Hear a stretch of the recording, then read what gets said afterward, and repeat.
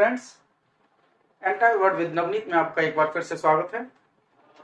Friends, जैसा कि हम अपने सब्जेक्ट इतिहास के अंतर्गत सिंधु घाटी की सभ्यता का अध्ययन कर रहे हैं। हमने पार्ट 1 और पार्ट 2 में आपको सिंधु घाटी की सभ्यता के बारे में बहुत सारा विस्तार पूर्वक बताया। आज जो नेक्स्ट उसमें एक पॉइंट रह गया था, बहुत ही महत्वपूर्ण पॉइंट था, जो था सिंधु घाटी की सभ्यता का विस्तार।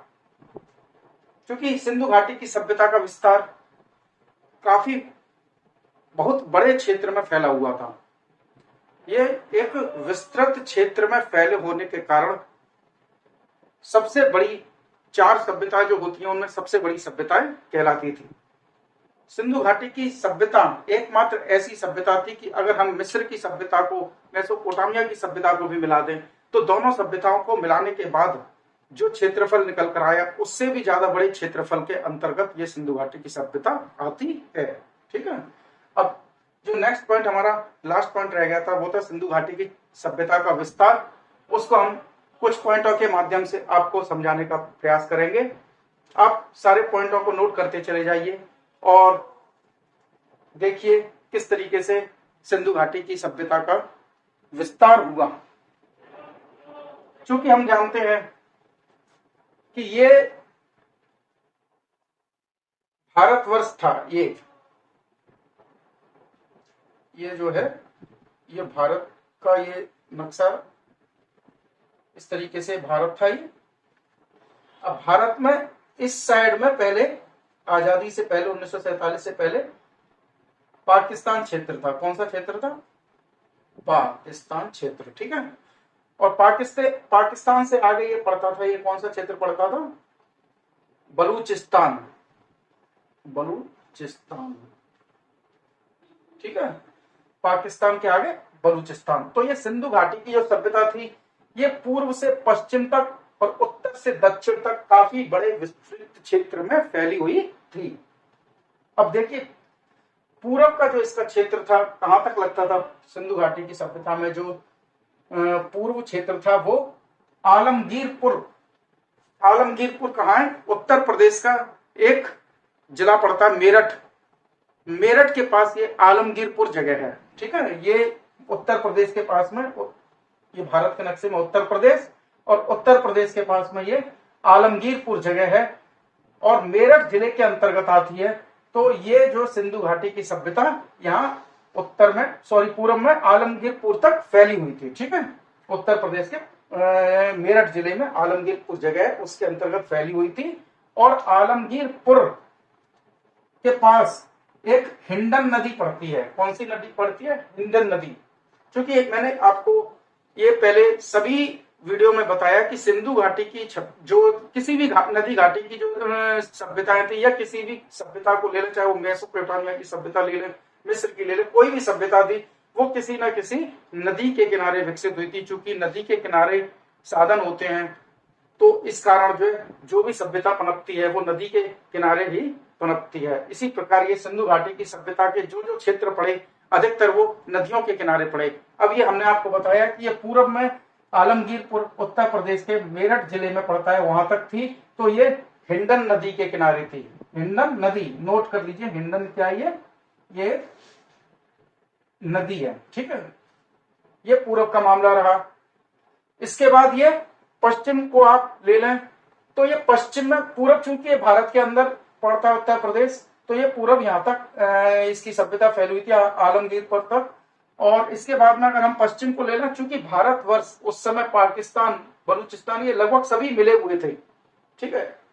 तो ये जो सिंधु घाटी की सभ्यता है, पश्चिम में बलूचिस्तान तक फैली हुई थी। बलूचिस्तान, और बलूचिस्तान में एक जगह पड़ती है सुतकांगेडोर। ठीक है। तो बलूचिस्तान में सुतकांगेडोर तक ये फैली हुई थी। और ये जो सुतकांगेडोर कहां पड़ता है? दास या दस्त नदी के किनारे। ठीक है। ये नदी का नाम है, इसको नोट करते चलिए, दास या दस्त नदी के किनारे। ठीक। पश्चिम में कहां तक रही है? बलूचिस्तान तक।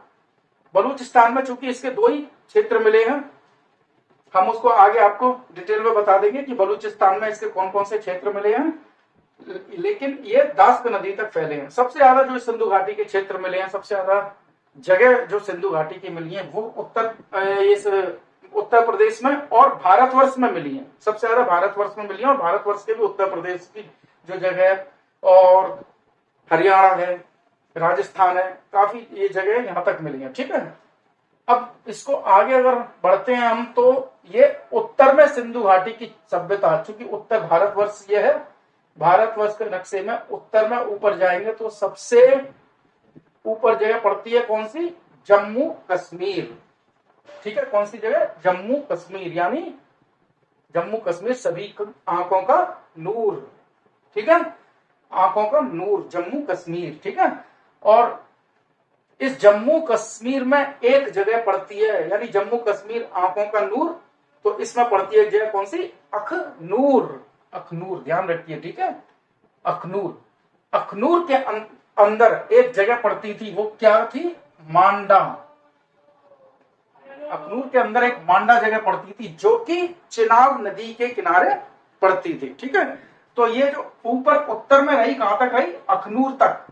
अखनूर के अंतर्गत एक मांडा जगह पड़ती है, मांडा, और ये चिनाब नदी तक। ठीक है, ये याद रखिएगा ये सारे पॉइंट कि उत्तर में ये जो सभ्यता विकसित हुई मांडा तक विकसित हुई, जो अखनूर जिले में पड़ता था, और ये चिनाब नदी के किनारे पड़ता था। अब इसी तरीके से अगर हम दक्षिण में ले लें नीचे, तो दक्षिण में ये हमारा जो भारतवर्ष है, यहाँ पर एक महाराष्ट्र पड़ता है। महाराष्ट्र जो प्रदेश है, तो महाराष्ट्र में एक जगह थी दैमाबाद। कौन सी? दैमाबाद। ठीक है, महाराष्ट्र में दैमाबाद तक ये फैली हुई थी। अब ये दैमाबाद में कौन सी नदी थी? ये प्रवरा नदी थी। प्रवरा नदी, या तो आप इसे प्रवरा नदी कह सकते हैं। कभी कभी आईएएस लेवल के एग्जाम में आता है कि दैमाबाद में जो सिंधु घाटी की सभ्यता थी, तो कभी कभी आप देखिए ये गोदावरी का ऑप्शन नहीं आता है। वैसे ये गोदावरी नदी की ही एक सहायक नदी है प्रवरा नदी। तो बड़े एग्जाम में होते हैं, कंपटीशन के एग्जाम, तो उसमें गोदावरी को कभी कभी छोड़ दिया जाता है जानबूझकर। उसमें जो है ये प्रवरा ऑप्शन में आता है, तो उसमें विद्यार्थी जो है चकरा जाते हैं।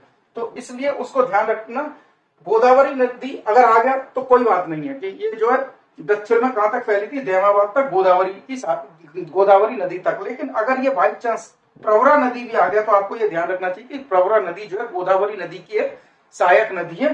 तो इस पॉइंट को ध्यान रखिए कि ये दक्षिण में दैमाबाद तक फैली हुई थी। और महाराष्ट्र जो हमारा प्रदेश पड़ता है, स्टेट पड़ता है महाराष्ट्र, महाराष्ट्र के अंतर्गत ये दैमाबाद आता है।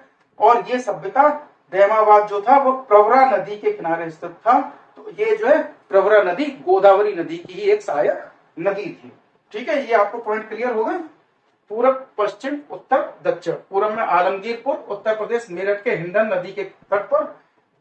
पश्चिम में बलूचिस्तान के अंदर सुतकांगडोर जो जगह पड़ती है वो दास या दस्त नदी के बिल्कुल किनारे पर पड़ती है। उत्तर में मांडा जगह पड़ती है अखनूर जिले के अंतर्गत चिनाब नदी के तट पर। दक्षिण में दैमाबाद जगह पड़ती है। यानी ये सिंधु नदी की सभ्यता इतने विस्तृत क्षेत्र में फैली हुई थी। अब इस क्षेत्रफल को अगर हम देखें तो ये पूर्व से पश्चिम तक अगर इसको हम लेंगे तो ये 1600 वर्ग किलोमीटर क्षेत्र में फैली हुई थी। 1600 किलोमीटर क्षेत्र में, वर्ग नहीं, वर्ग किलोमीटर को भी हम आपको बताएंगे। ये 1600 किलोमीटर इसका पूर्व से अगर पश्चिम तक इसकी लंबाई को लगा लें तो ये 1600 किलोमीटर क्षेत्र में फैली हुई थी सिंधु घाटी की सभ्यता।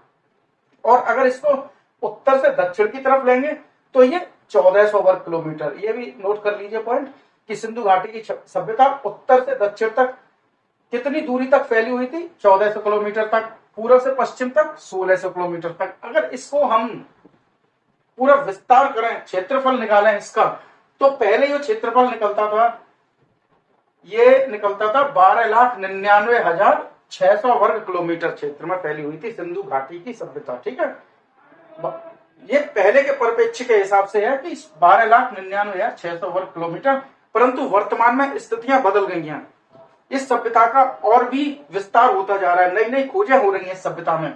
सिंधु घाटी की सभ्यता के नए नए स्थल मिल रहे हैं, नई नई इसकी मुद्राएं मिल रही है, नई नई इसकी चीजें निकलती आ रही हैं, खोज हो रही है। तो उसके अनुसार आज की अगर वर्तमान स्थिति को देखें तो ये पहले 12 लाख से बदलकर अब ये 20 लाख वर्ग किलोमीटर के अंदर सिंधु घाटी की सभ्यता का विस्तार हो चुका है। ये नवीन खोजों के अनुसार जो आज देखें तो सिंधु घाटी की सभ्यता जो है 20 लाख वर्ग किलोमीटर के अंतर गत आ चुकी है। ठीक है, ये पॉइंटों को नोट कर लिए। पहले कभी कभी क्वेश्चन आ जाता है कि सिंधु घाटी की सभ्यता का क्षेत्रफल कितना था प्रारंभ में, मतलब तो ये हम लगा सकते हैं जब उस समय जब था तो पुरानी जो किताबों के अनुसार देखिए 12,99,600 वर्ग किलोमीटर, परंतु वर्तमान में परिदृश्य चेंज हुए, सारी परिस्थितियां चेंज हुई तो ये बढ़कर अब 20 लाख वर्ग किलोमीटर के लगभग हो चुका है। ठीक है, अब ये इसमें आ जाता है कि सिंधु घाटी की सभ्यता जो है उसका आकार किस तरीके का था। ठीक है, अब आकार को आप देखिए, ये भी इसी तरीके से जैसे जैसे परिस्थितियां चेंज हुई, आकार चेंज हुए, क्षेत्रफल चेंज हुआ, तो सिंधु घाटी की सभ्यता परिस्थिति के अनुसार आकार ने भी उसका स्वरूप बदल दिया। ठीक है, पहले ये प्राचीन समय में अगर देखें तो सिंधु घाटी की सभ्यता कैसी थी, त्रिभुजाकार थी। त्रिभुजाकार कैसे, ये इस तरीके से देख लीजिए, यहां से ये उत्तर से इस तरीके से महाराष्ट्र दक्षिण और ये आलमगीरपुर को लेते हुए, और ये यहाँ बलूचिस्तान और ये इस तरीके से। ठीक है, अभी आपको क्लियर करता हूं, ये इस तरीके से यहां तक, और ये और ये लगभग ये क्या हो गया, त्रिभुजाकार हो गई एक तरीके से। ठीक है, लेकिन वर्तमान की परिस्थितियों को देखें तो अब सिंधु घाटी की सभ्यता विषम चतुर्भुजाकार हो चुकी है। कैसी, विषम चतुर्भुजाकार। क्यों, क्योंकि भारतवर्ष के अंदर कोई स्थल इसका यहां पर मिल रहा है, कोई स्थल की खोज यहां पर हो रही है, किसी स्थल की खोज यहां, जैसे जैसे उत्खनन के कार्य चलते चले जा रहे हैं वैसे वैसे नित्य नए उसमें सभ्यता की वस्तुएं मिलती चली आ रही हैं, खोजें होती चली आ रही हैं, तो उसके अनुसार देखें तो ये आकार भी इसका चेंज हो गया। पहले जो त्रिभुजाकार आकार में सिंधु घाटी की सभ्यता होती थी, परंतु वो वर्तमान परिदृश्य को देखें, वर्तमान स्थिति को देखें, अब ये विषम चतुर्भुजाकार हो चुकी है। ठीक है, नोट कर लीजिए सारे पॉइंट। इसके बाद में अगले जो पॉइंट पर आएंगे थोड़ा इसका और डिटेल आपको बता देते हैं, आप इन पॉइंटों को नोट कीजिए पहले। तो देखिए नेक्स्ट जो है, अब आपको हम सिंधु घाटी की सभ्यता के कुछ और प्रमुख स्थल है उसके बारे में बताने जा रहे हैं। ठीक है, ये देखिए, ये जैसे ये भारत का ये नक्शा मान लीजिए। ठीक है, इसको ये भारत का ये नक्शा, ये भारत का, तो ये जो पाकिस्तान क्षेत्र था, पाकिस्तान, बलूचिस्तान, अफगानिस्तान भी बोलते हैं। ठीक है, यहीं पर पाकिस्तान, बलूचिस्तान, अफगानिस्तान, भारत। ठीक है, हमने अभी आपको बताया कि सिंधु घाटी की सभ्यता ये भारत में ये मान लीजिए ये, तो ये जो जगह पड़ती है उत्तर प्रदेश में, उत्तर प्रदेश में आलमगीरपुर,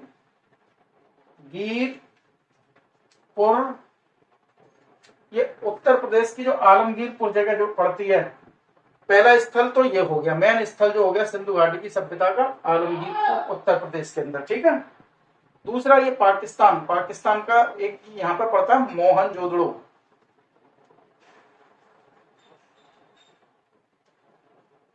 ठीक है, मोहनजोदड़ो जो पड़ता था, सिंधु घाटी का जो मुख्य स्थल था मोहनजोदड़ो, पाकिस्तान में पड़ता था लरकाना जिले में। लरकाना ये कहां पड़ता था, सिंध के, सिंध नदी है ना, सिंध नदी के पास में लरकाना एक जगह पड़ती है, वहां मोहनजोदड़ो पड़ता था। ठीक है, क्लियर पॉइंट।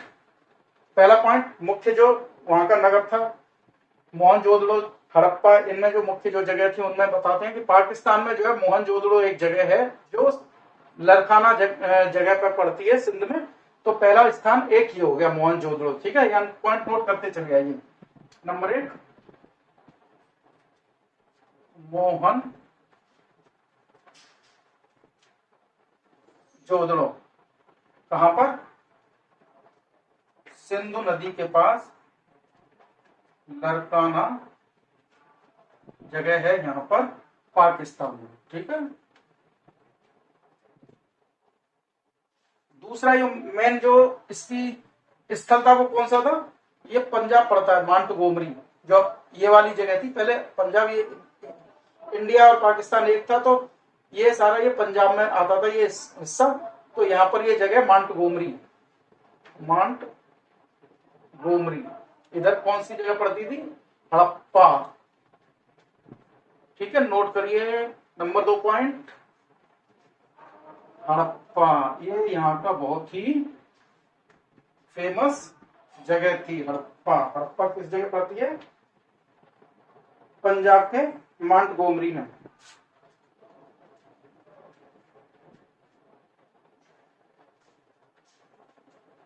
गोमरी, इसको हम क्या कह सकते हैं? पूर्वी पाकिस्तान भी बोल सकते हैं। ठीक है, क्योंकि ये पहले पाकिस्तान था, पूर्व इधर इधर होता है नक्शे में, तो इसको हम पूर्वी पाकिस्तान भी बोल सकते हैं अब।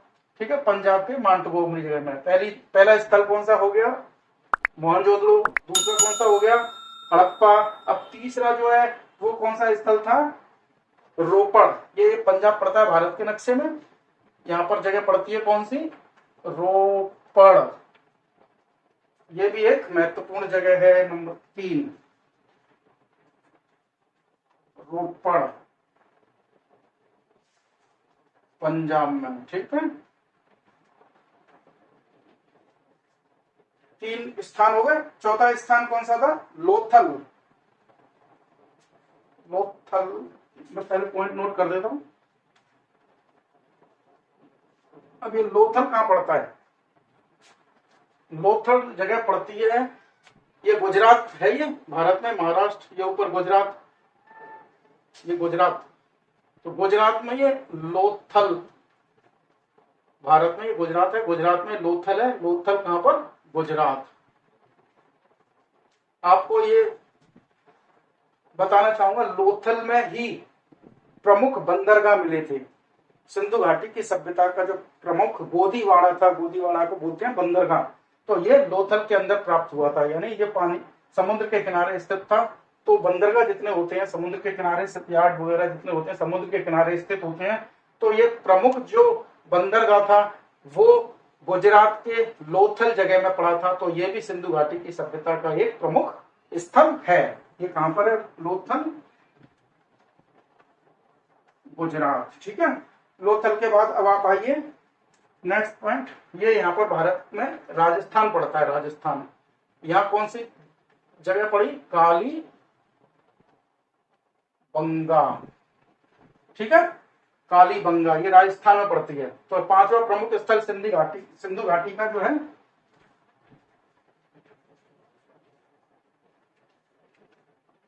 काली बंगा। कहां पर? राजस्थान में। आपने सुना होगा कि सिंधु घाटी, एक क्वेश्चन आता है, सिंधु घाटी में चूड़ियां जो मिली थी, काले कलर की चूड़ियां, वो कहां पे मिली थी? तो ये सिंधु घाटी में जो चूड़ियां जो पाई गई थी वो कालीबंगा के अंदर पाई गई थी, राजस्थान के कालीबंगा में। तो ये आपके 5 पॉइंट क्लियर हो गए। और ये नेक्स्ट जो है एक और प्रमुख स्थल है, वो उत्तर प्रदेश जो है, इसमें आलमगीरपुर। ये तो मैंने बता ही दिया, प्रमुख स्थल आलमगीरपुर, उत्तर प्रदेश में हिंडन नदी के किनारे जो है आलमगीरपुर। इसको भी नोट कर लीजिए, आलमगीरपुर।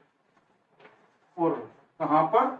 मेरठ, मेरठ में हिंडन नदी के किनारे। ठीक है, हिंडन नदी के किनारे। ये भी सिंधु घाटी की सभ्यता का प्रमुख स्थल है। यहाँ पर भी सिंधु घाटी की सभ्यता के बहुत सारे जो वस्तुएं पाई गई थी। ठीक है, अब ये 7वें स्थल पे हम आते हैं सिंधु घाटी की सभ्यता का, तो वो है बनवाली। नंबर 2, नंबर 3 बनवाली कहां पर पड़ता है?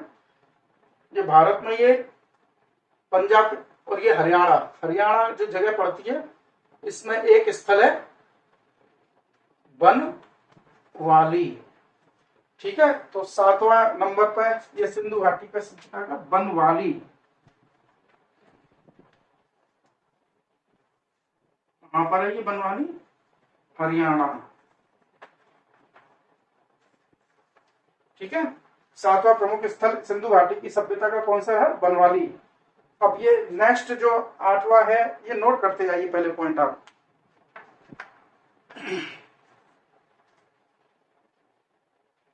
चलिए यहां मैं कर देता हूं। 8वां ये स्थल है, ये गुजरात के अंदर ही एक जगह पड़ती है, कौन सी? रंगपुर।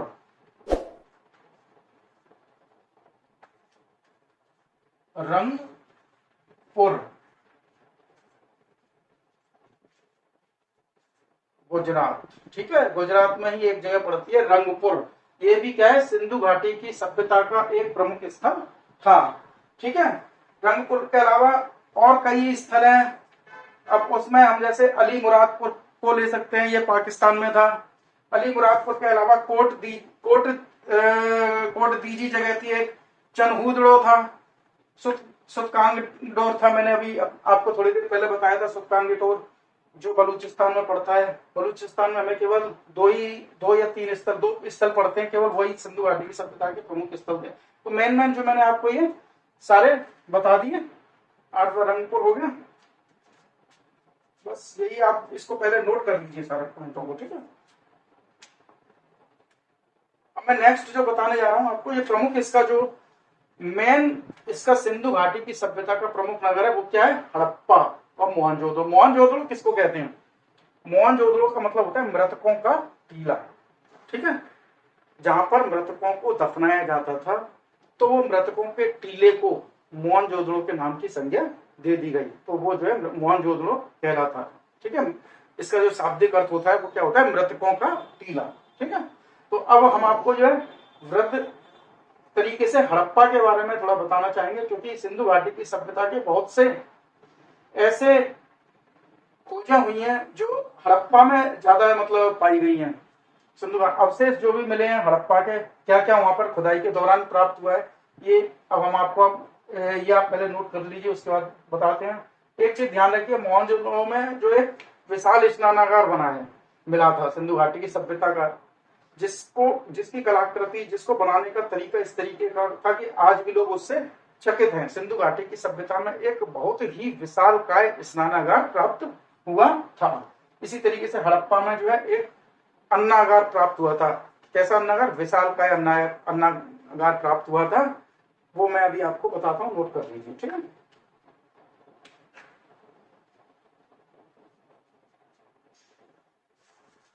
ये नेक्स्ट में जो बताने जा रहा हूं वो है हड़प्पा। हड़प्पा जो इस संस्कृति का एक शहर था सिंधु घाटी की सभ्यता का, तो उसके बारे में मैं आपको अब विस्तार पूर्वक बताता हूँ। देखिए, सिंधु घाटी की सभ्यता में जो प्रमुख स्थल पाया गया था, मोहनजोदड़ो, हड़प्पा वगैरह, तो उनमें एक हड़प्पा नगर था। तो हड़प्पा नगर जो है ये 2 भागों में विभक्त था। ठीक है, कितने भागों में विभक्त था, 2 भागों में। तो इसमें इधर वाला जो हिस्सा था इसको बोला जाता था पूर्वी टीला। ठीक है, इधर वाले हिस्से को क्या बोला जाता था, पूर्वी टीला, और इधर का जो हिस्सा था उसको बोला जाता था पश्चिमी टीला। ठीक है, इसको क्या बोला जाता था, पूर्वी टीला, और इसको क्या बोला जाता था, पश्चिमी टीला। अब ये जो पूर्वी टीला था इसका एक अन्य नाम भी था। क्या नाम था पूर्वी टीला का एक अन्य नाम, ये नगर में स्थित था, इसलिए इसको नगर टीला भी बोल सकते हैं, इसको नगर टीला। ठीक है, इस वाले टीले को क्या बोला जाता था, नगर टीला। ठीक है, हड़प्पा 2 भागों में विभक्त थी, 2 मतलब इसके जो शहर थे, एक पूर्वी टीला और एक पश्चिमी टीला। ये पूर्वी टीला नगर टीला बोला जाता था, और पश्चिमी टीला क्या बोला जाता था, दुर्ग टीला। ठीक है, दुर्ग मतलब किलेबंदी जहां पर की जाती है वो दुर्ग टीला होता है। ठीक है, नगर टीला और दुर्ग टीला।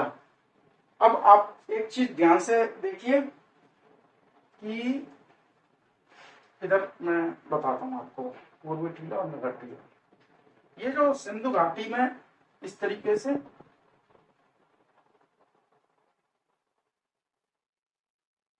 इसको नदी,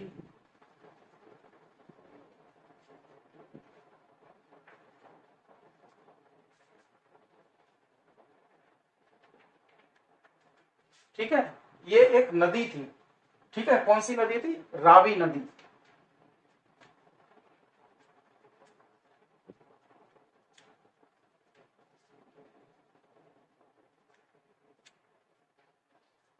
ये रावी नदी के किनारे हड़प्पा संस्कृति, हड़प्पा जो शहर था ये टीले जो थे पूर्वी और पश्चिमी टीले कहां पे थे? रावी नदी के किनारे। ये जो नदी का स्वरूप हमने दिया है इसको, ठीक है। अब रावी नदी के यहां पर ये जो है, ठीक है, याद रखिए रावी नदी के यहां पर ये जो दुर्ग टीला था, ठीक है, ये दुर्ग मतलब किले का रूप हमने दे दिया उसको, दुर्ग टीले को, ठीक है। अब किले में अलग अलग सेक्शंस होते हैं, जैसे आप जानते हो, प्रथम सेक्शन ये हो गया, दूसरा ये हो गया, तीसरा ये हो गया, चौथा ये हो गया, पांचवा ये हो गया, छठवा, ऐसे बहुत सारे सेक्शन बने होते थे, ठीक है। अब जब सेक्शन बने होते थे दुर्ग में, तो इन सेक्शन का क्या मतलब होता था, ठीक है, ये सेक्शन क्यों बने होते थे, देखिए हम बताते हैं। अब ये जो सेक्शन है, यहाँ दुर्ग होगा तो दुर्ग में सेना तो रहेगी रहेगी, तो ये वाला जो सेक्शन था,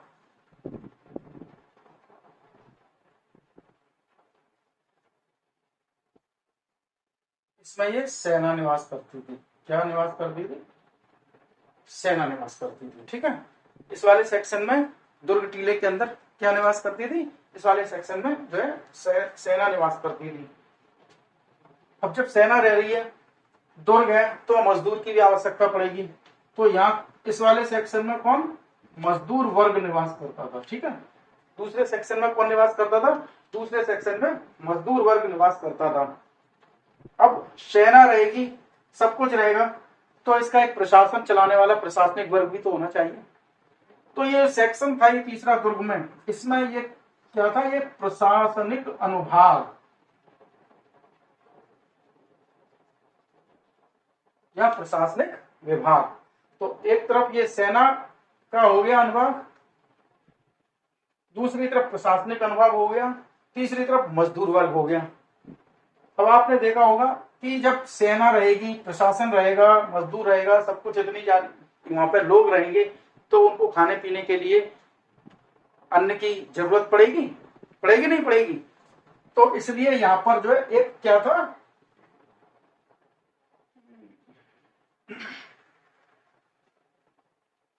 अन्नागार। क्या बोलते हैं उसको? अन्नागार। अब ये अन्नागार जो था, ऐसे 6 पंक्तियों में विभक्त था। 1 2 3 4 5 6, ठीक है, 6 पंक्तियों में लिख लीजिए। 6 पंक्तियों की, इसमें क्या थी? 6 और 6 12, 6 पंक्तियों की 12 क्या थी? कोठरियां थी। अन्नागार में क्या थी? कोठरियां। 6 पंक्ति इधर, 6 पंक्ति इधर, तो 6 पंक्तियों की इसमें 12 कोठरियां थी, यानी एक पंक्ति में 6 कोठरी थी, ठीक है। तो ये विशाल अन्नागार यहां से प्राप्त हुआ है। क्वेश्चन आ जाता है कि सिंधु घाटी की सभ्यता के अंतर्गत जो विशाल अन्नागार प्राप्त हुआ था, वो कहां से प्राप्त हुआ था? तो हम कह सकते हैं, चूंकि ये दुर्ग है, दुर्ग में बहुत सारी सेना वगैरह सभी रहते हैं, तो यहाँ पर अन्न की भी जरूरत पड़ती होगी। तो ये क्वेश्चन आ जाता है कि अन्नागार कहाँ था, विशाल अन्नागार? तो हम बोल सकते हैं कि ये जो है हड़प्पा संस्कृति के दुर्ग टीले के अंदर, पश्चिमी टीला था, उसमें दुर्ग टीले के अंदर एक विशाल अन्नागार प्राप्त हुआ है, जिसमें 6 की 2 पंक्तियों की 12 कोठियां थी। अब इस अन्नागार में क्या, अन्नागार खाली तो होगा नहीं, अन्नागार के अंदर क्या क्या होगा? अन्नागार के अंदर गेहूं होंगे, जौ होगा, इस तरीके से बहुत सारे उसमें अनाज रखे जाते होंगे, ठीक है। सिंधु तो इसलिए एक क्वेश्चन आ जाता है कि सिंधु सभ्यता के अंतर्गत गेहूं और जौ, अनाज के बारे में आता है कि ये कहां से प्राप्त हुए? तो हम कह सकते हैं सिंधु सभ्यता के अंतर्गत जो गेहूं जौ वगैरह थे, ये पश्चिमी टीले से, यानी दुर्ग टीले से प्राप्त हुए थे। और ये विशाल अन्नागार अगर नहीं होते तो यह गेहूं जौ की इतना वो प्राप्त होने की संभावना नहीं रहती। तो ये विशाल अन्नागार था, यहाँ पर ये रखे जाते रहे होंगे। तो इसलिए ये गेहूं जौ का अगर ये क्वेश्चन आ जाए कि गेहूं जौ जो प्राप्त हुए थे कहां से प्राप्त हुए, तो हम आसानी से इस चार्ट को अगर ध्यान में रखेंगे तो बता सकते हैं कि ये जो विशाल अन्नागार होने के कारण यहाँ से पश्चिमी टीले से, दुर्ग टीले से प्राप्त हुए, ठीक है। ये याद करते चलिए। तो अब ये एक चीज और, ये मजदूर वर्ग जब रहता था यहाँ पर, यहाँ श्रमिक वर्ग, एक श्रमिक वर्ग और था, श्रमिक वर्ग, जो मैंने बताया था। अब इनके आवास भी रहे होंगे, जब ये रहते थे तो इनके आवास, श्रमिक वर्गों के आवास वो कहाँ थे?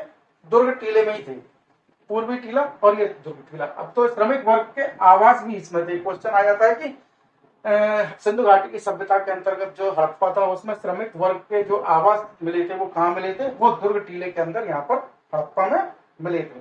ठीक है, अब यहाँ आ जाते हैं,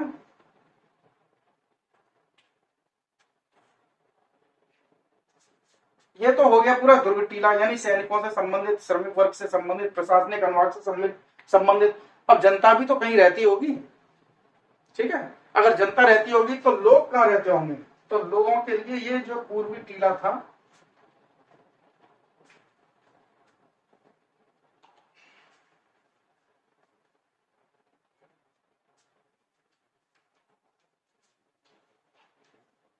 ठीक है,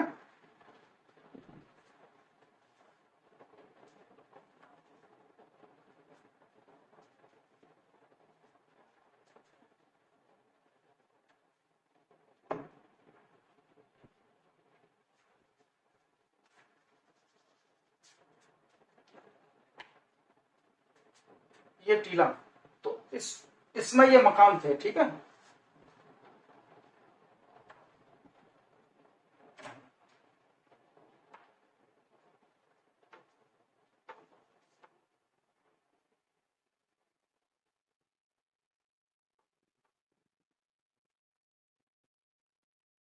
ठीक, दुर्ग टीला, ये कौन सा टीला हो गया? ये नगर टीला, यानी नगर में लोग भी तो रहेंगे। जब सिंधु घाटी की सभ्यता, इतनी बड़ी सभ्यता है, हड़प्पा में इतने लोग, इतना प्रशासनिक अनुभाग था, तो यहाँ जनता भी तो होगी। तो जनता कहाँ रहेगी? दुर्ग में तो रहेगी नहीं जनता, जनता रहेगी नगरों में। तो ये नगर टीला था। अब नगर टीले में ये मकान बने हुए थे। अब इस मकान की विशेषता क्या थी? ये कभी कभी आ जाता है क्वेश्चन कि हड़प्पा में जो नगर टीले थे उनके मकान के जो दरवाजे थे कहाँ खुलते थे? तो ये जो दरवाजे एक दूसरे के सामने खुलते थे, ठीक है, ठीक है, नोट कर लीजिए।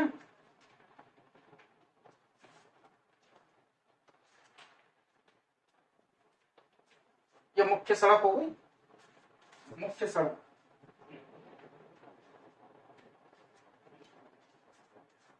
तो ये क्वेश्चन बनता है यहाँ पर कि सैंधव सभ्यता में, सैंधव सभ्यता सिंधु सभ्यता को बोलते हैं, कि सैंधव सभ्यता में जो घर के दरवाजे थे कहाँ खुलते थे? कि सैंधव सभ्यता में घर के दरवाजे मुख्य सड़कों की ओर खुलते थे। यानी ये मकान इधर, ये मकान, तो ये मुख्य सड़क है, मुख्य सड़क की ओर दोनों मकानों के दरवाजे खुलते थे, ठीक है। सैंधव सभ्यता के घरों के दरवाजे मुख्य सड़कों की ओर खुलते थे, ठीक है। ये पॉइंट नोट करिए।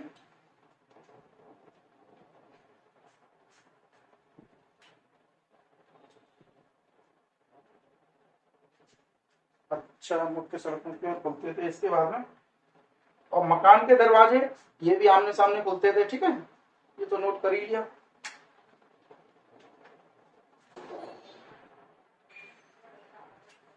ठीक है, अब नेक्स्ट ये है कि जब यहाँ जन सामान्य लोग रहते थे, तो जन सामान्य लोग जब उनकी मृत्यु हो जाती थी तो उनके लिए कब्रिस्तान का भी उपयोग किया जाता रहा होगा। तो ये जो कब्रिस्तान यहाँ से नगर में से ये बाहर जाकर, ये यहाँ पर नगर से बाहर जाकर ये इस तरीके से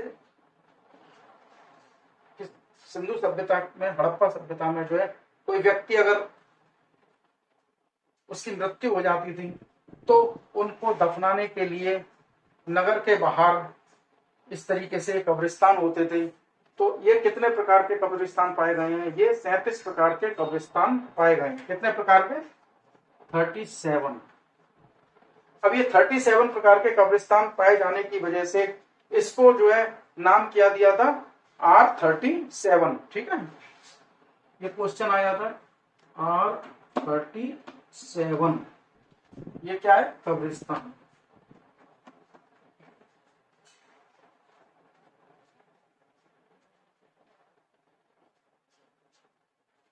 ठीक है, जब हड़प्पा के लोगों की मृत्यु होती थी तो नगर के बाहर ले जाकर वो कब्रिस्तानों में उन्हें दफनाते थे, जो कि लगभग 37 प्रकार के कब्रिस्तान पाए जाते हैं, जिनको R37 के नाम से जाना जाता है। ठीक है, इसी में एक कब्रिस्तान और पाया गया है, ये इस प्रकार का है, एच टाइप का ये कब्रिस्तान है, जिसको कब्रिस्तान को एच टाइप कब्रिस्तान भी बोलते हैं। ठीक है, दो तरह के कब्रिस्तान हो गए, R37 चूंकि वो 37 प्रकार के कब्रिस्तान पाए जाते थे, तो एक एच प्रकार का था, तो इसलिए एच प्रकार का कब्रिस्तान। तो कह सकते हैं कि सिंधु घाटी की सभ्यता के अंतर्गत जो कब्रिस्तान थे वो किस तरीके से, उनके नाम क्या है, तो R37 और दूसरा एच कब्रिस्तान। ठीक है, ये पॉइंट नोट कर लीजिए। एक चीज और थोड़ा सा इसमें रह गया, ये जो हमारा दुर्ग टीला था, हमने ये बताया था यहाँ 12 प्रकार की कोठरियां थी, तो इसमें दुर्ग टीले के पास में यहां पर ये, ठीक है, ये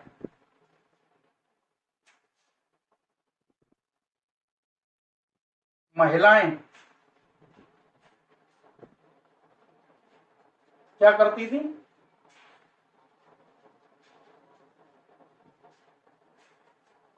अन्न, अन्न होता है ना, अन्न, अन्न को पिसाई का काम करती थी, अन्न को छांटने का काम करती थी। तो ये दुर्ग टीले के पास में एक विशालकाय ईंटों का क्या मिला है, चबूतरा मिला है। अब जो महिला जो काम करती थी, किसी चबूतरे पर बैठ के कार्य करती होंगी, तो महिला जो चबूतरे के बैठकर काम कार्य करती थी, तो विशालकाय कोठरी मिली है, क्या बोलते हैं उसको, दुर्ग टीले के सामने अनाज की विशालकाय गोदाम, अनाज गोदाम बोल सकते हैं या अन्नागार बोल सकते हैं। ठीक है, अन्नागार।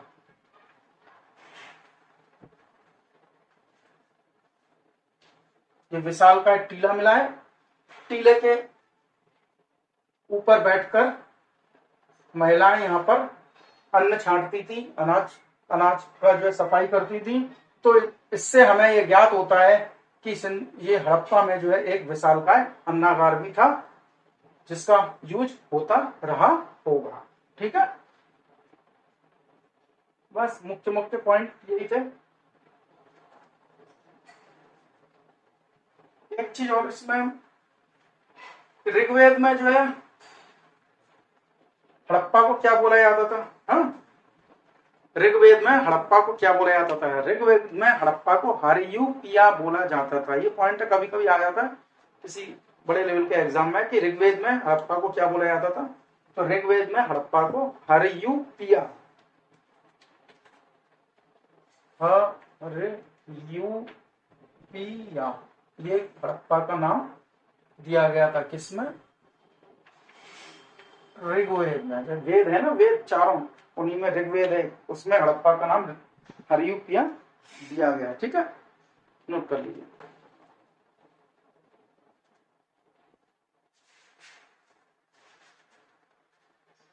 एक पॉइंट लिपि के बारे में, और आपको सिंधु घाटी की सभ्यता में जो लिपि थी उसके बारे में और थोड़ा सा मैं बता देता हूं कि सिंधु घाटी की सभ्यता की जो लिपि थी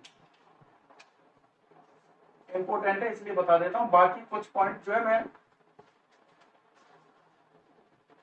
आप अपना टेक्स्ट बुक में जो है उसमें मैं आपको डिस्क्रिप्शन बॉक्स में दे दूंगा, उसमें से आप नोट कर लीजिएगा कौन कौन से उसमें चीजें प्राप्त हुई थी, कहाँ कहाँ से कैसे कैसे क्या प्राप्त हुई थी, वो सारे मैं आपको डिस्क्रिप्शन बॉक्स में दे दूंगा, उसमें से आप जो नोट करते रहिएगा। अब ये मेन जो पॉइंट है मैंने आपको सारे तीनों वीडियो में बता दिया है।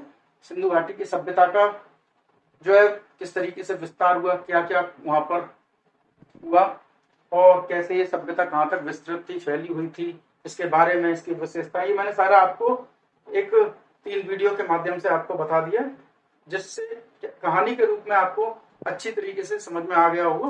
तो बाकी कुछ डिस्क्रिप्शन बॉक्स में मैं जो आपको नीचे दूंगा सामग्रियां, उससे आप जो नोट कर लीजिए।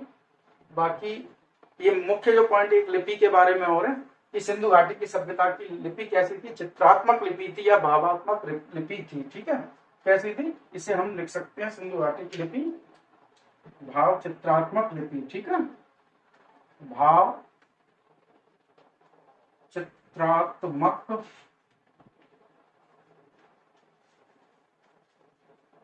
लिपि। कैसी लिपि थी सिंधु घाटी की सभ्यता की लिपि, लिपि यानी क्या होती है, भाषा होती है ना लिपि, तो ये कैसी थी? भाव चित्रात्मक लिपि थी। चूंकि हमने आपको बताया ये आद्य ऐतिहासिक काल का जो हमने पिछला पढ़ाया था कि उसमें क्या होता था कि लिपि को प्राप्ति तो हमारे लिपि की हुई थी, लिपि का ज्ञान तो हुआ था, लेकिन उसको पढ़ा नहीं जा सका। मतलब हमें ये तो जानकारी थी कि सिंधु घाटी की सभ्यता में चित्रात्मक लिपियां थी, भाव चित्रात्मक लिपियां थी, परंतु उसको आज तक पढ़ा नहीं जा सका है।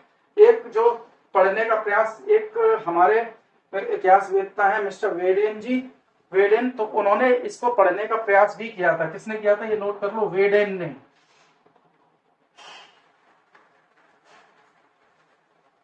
इतिहासकार जो है मिस्टर वेडेन, श्रीमान वेडेन जी हैं, उन्होंने जो इस लिपि को पढ़ने का प्रयास भी किया था, लेकिन वो लिपि आज तक पढ़ी नहीं जा सकी है। इसलिए जो है सिंधु घाटी की सभ्यता जो है लिपि आज तक उसका कोई जो है क्लियर नहीं हो सका है कि वो किस तरीके की मतलब लिपि का थोड़ा सा ये आपको बता देते हैं एक डायग्राम के माध्यम से।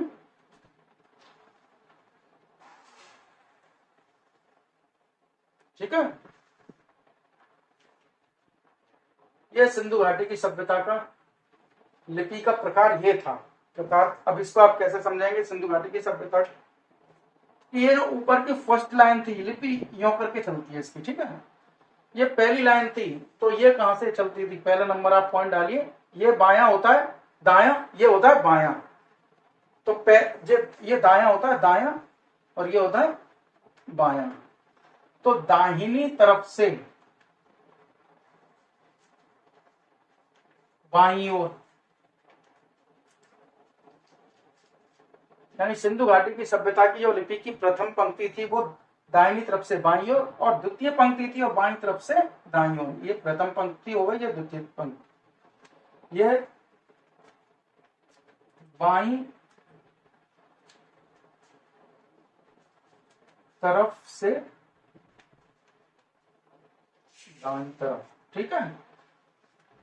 भाव चित्रात्मक लिपि थी, इस तरीके से उसका उत्कीर्ण किया गया है। पहली लाइन जो थी, पहली पंक्ति दाहिनी तरफ से बाईं तरफ पढ़ी जाती थी, दूसरी जो पंक्ति होती थी बाईं तरफ से दाईं तरफ लिखा जाता था। पढ़ी नहीं जा सकती है, मतलब लिखी जाती थी दाएं से बाएं और बाएं से दाएं। इस तरीके से सिंधु घाटी की सभ्यता की जो है लिपि थी। और इसका लिपि का इसमें जो हमें प्राप्त हुए लिपि में नंबर 3 पे आप नोट कर लिए, मूल जो अक्षर प्राप्त हुए हैं, अक्षर। अब इसमें मूल अक्षर कितने तरह के प्राप्त हुए? 64 तरीके के, 64 तरीके के। क्वेश्चन आ जाता है कि सिंधु घाटी की सभ्यता की जो लिपि थी उसमें कितने तरीके के मूल अक्षर प्राप्त हुए हैं? तो 64 तरीके के मूल अक्षर प्राप्त हुए हैं। और चित्रात्मक लिपि थी, तो इसमें कितने प्रकार के चित्रलिपि जो प्राप्त हुई है, कितने प्रकार के चित्रात्मक वो प्राप्त हुए? 250 से 400 चित्र प्राप्त हुए, ठीक है। 250 से 400 कितने प्राप्त हुए? सिंधु घाटी की सभ्यता में जो लिपि थी चित्रात्मक लिपि थी, और इस चित्र लिपि में 250 से 400 तरह के चित्र प्राप्त हुए हैं, ठीक है। ये इसका मेन पॉइंट हो गया लिपि का। और पढ़ने का प्रयास मैंने बताई दिया, मिस्टर वेडेन ने किया था इसको, लेकिन जो है उनको सफलता हासिल नहीं हो पाई थी, ठीक है। अब ये नेक्स्ट जो है इसमें लिपि के बारे में थोड़ा सा, क्योंकि आपको ये लिपि दिख रही है किस तरीके से है, ये लिपि जैसे सर्प चलता है, सर्प होता है, उसी तरीके से ये लिपि है, ठीक है। तो इसको हम सर्पाकार लिपि भी बोलते हैं। कौन सा?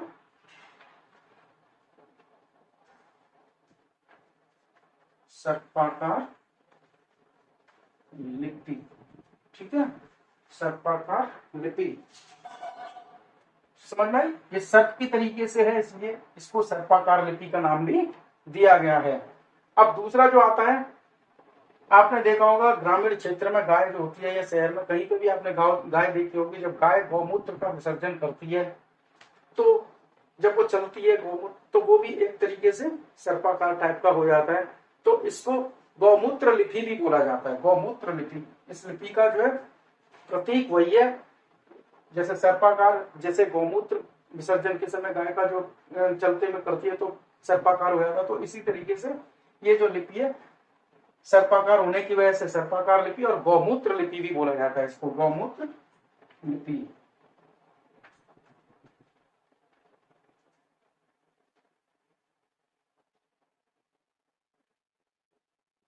ठीक है।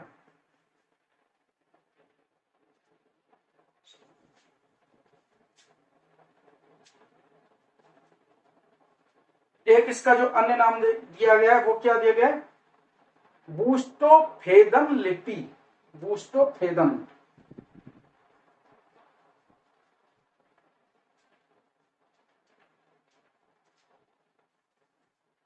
ठीक है, बूस्टोफेदन लिपि, इसको बूस्टोफेदम लिपि भी बोलते हैं, बूस्टोफेदम।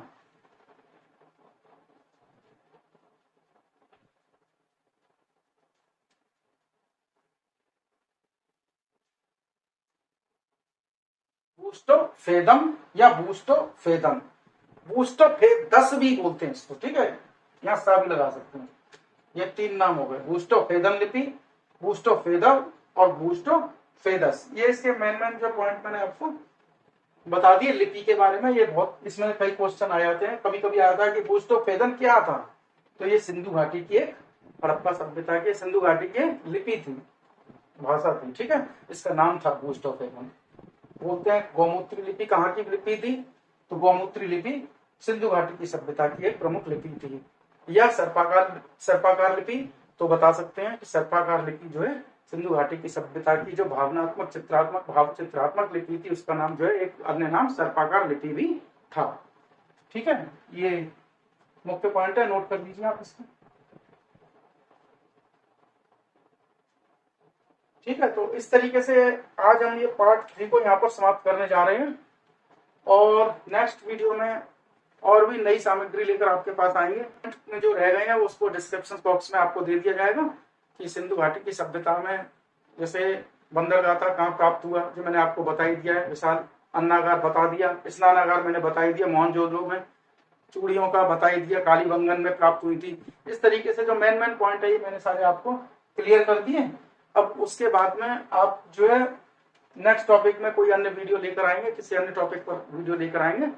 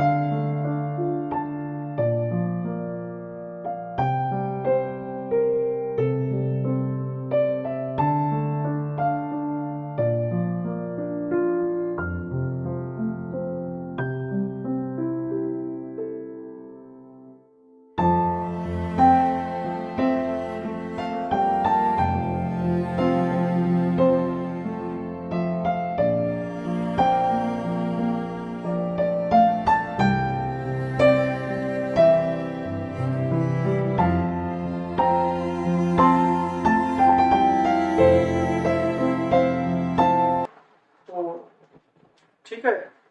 बस आपसे यही गुजारिश करना चाहूंगा कि अगर आप मेरी अन्य आगे की वीडियो को देखना चाहें तो मेरा जो चैनल है एंटायर वर्ड विद नवनीत, इसको सब्सक्राइब करें, शेयर करें और उसके बाद लाइक अवश्य करें।